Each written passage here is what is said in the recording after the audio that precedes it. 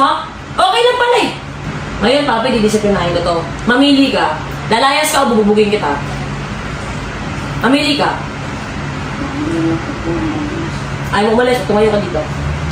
Tanggalin mo yung salamin mo.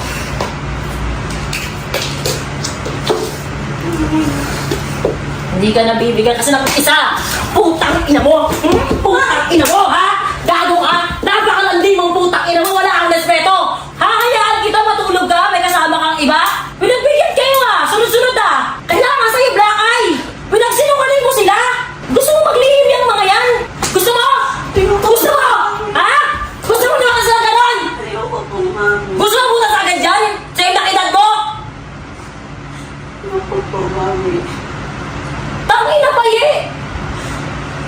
Pinoprotektan ka namin, pinapabayaan mo yung sarili mo. Wala kang respeto eh. Di ka nag-iisip? Ha?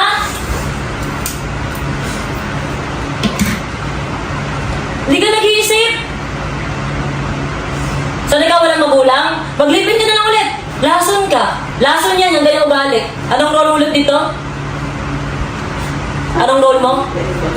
Ate ka! Ha? Ate ka! Tandaan mo yan! May isa ka bang role dito? Ano? Ano? Hindi mo alam?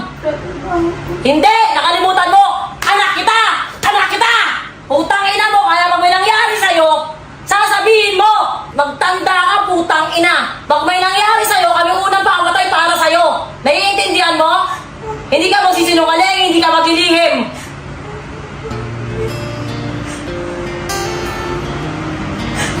Opo.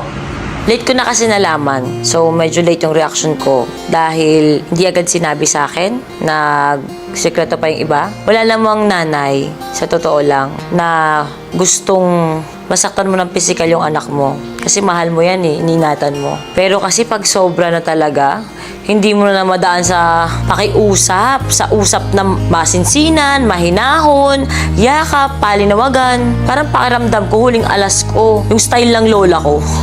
Kung paano ako nagtanda sa isang bagay para matuktok talaga sa ulo mo na mali yan, na hindi